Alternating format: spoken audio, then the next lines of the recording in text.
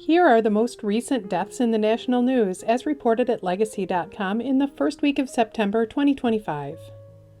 Legacy.com is where you can find any obituary or publish an obituary in any local community in America and beyond.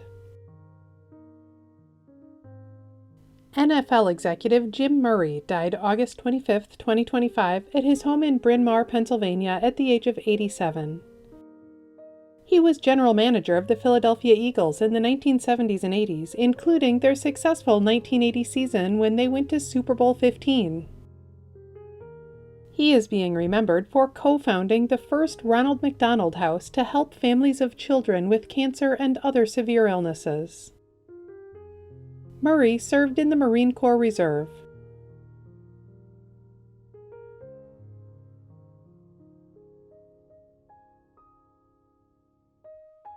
Actor Graham Greene died September 1, 2025 in Toronto. He died after a long illness at the age of 73.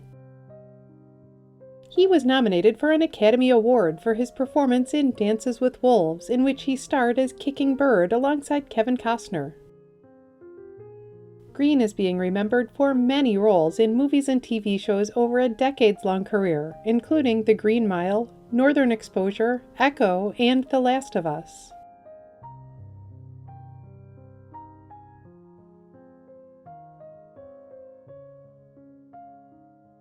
Poet and playwright Vivian Ayers Allen died August 18, 2025 at the age of 102.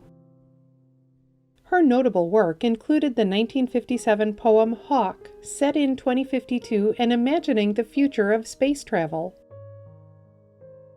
Ayers Allen is also being remembered as the mother of actresses Felicia Rashad and Debbie Allen.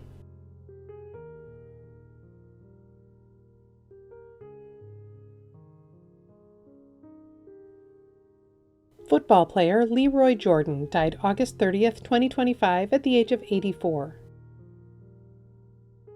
He was a Dallas Cowboys linebacker in the 1960s and 70s who helped the team to victory at Super Bowl VI. Jordan is also being remembered for his standout college career with the University of Alabama Crimson Tide. He was inducted into the College Football Hall of Fame in 1983.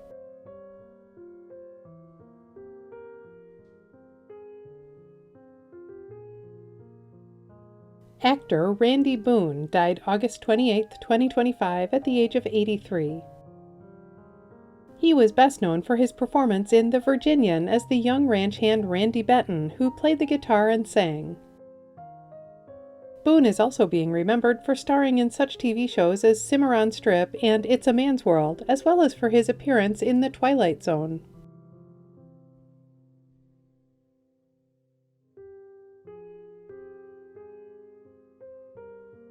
Boxer and actor Joe Bugner died September 1, 2025 at an assisted living facility in Brisbane, Australia at the age of 75.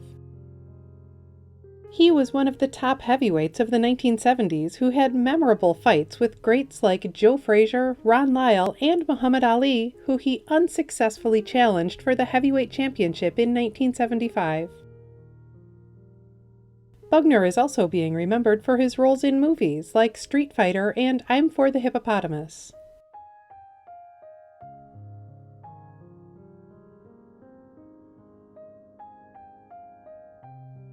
Basketball coach George Raveling died September 1, 2025 of cancer at the age of 88. A member of the Naismith Memorial Basketball Hall of Fame, he was the head basketball coach at Washington State University, the University of Iowa, and USC, before later becoming a color commentator and a marketing director at Nike. Raveling is being remembered as a mentor to a young Michael Jordan when he coached Olympic basketball in 1984. He successfully encouraged Jordan to sign a legendary marketing deal with Nike.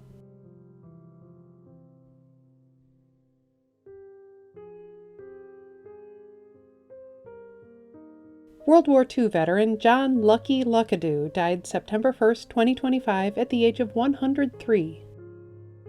He joined the U.S. Army Air Forces at the age of 19, and when the U.S. Air Force became its own branch of the military after the war, he accepted a commission and remained in the service for several years. He was a pilot with the 100th Bombardment Group, nicknamed the Bloody Hundredth for their many brutal losses as they fought in the skies over Europe in World War II. Luckadoo is being remembered as an American hero who flew 25 combat missions. He was the last surviving pilot of the Bloody Hundredth.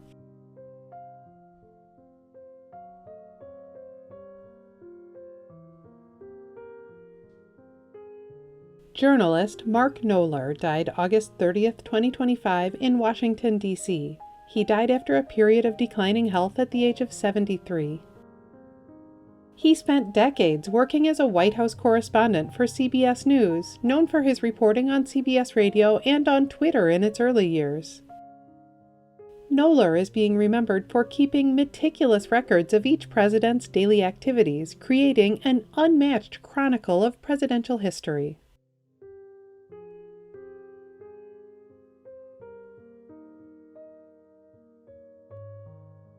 Fashion designer Giorgio Armani died September 4, 2025 at his home in Milan at the age of 91.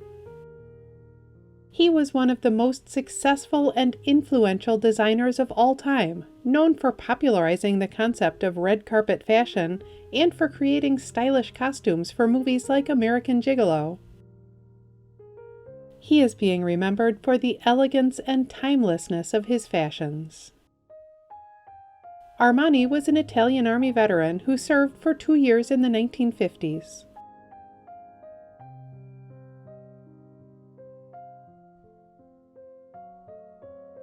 We still have a few more celebrities to talk about, but also we've seen so many really memorable obituaries at Legacy recently written by local families about their own loved ones.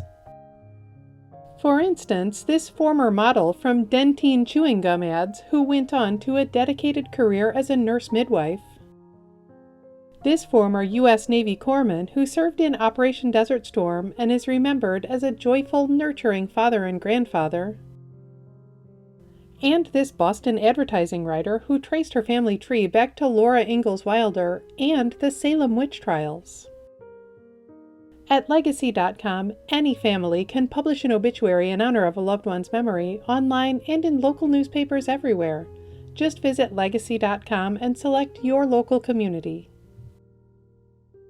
In addition to featuring current deaths in the news, Legacy.com also honors the lives and legacies of notable people who died in the past. Here are some of this week's anniversaries. 10 years ago this week, actor Dean Jones died at the age of 84. He was a Disney legend who starred in the Herbie movies, The Shaggy DA, That Darned Cat, and many others. 13 years ago this week, actor Michael Clark Duncan died at the age of 54. His many movies included The Green Mile, Armageddon, and Talladega Nights, The Ballad of Ricky Bobby. 20 years ago this week, actor Bob Denver died at the age of 70. He was a 1960s sitcom great as a star of Gilligan's Island and The Many Loves of Dobie Gillis. 28 years ago this week, Diana, Princess of Wales, died at the age of 36. She was a beloved British royal who championed AIDS awareness and the removal of landmines.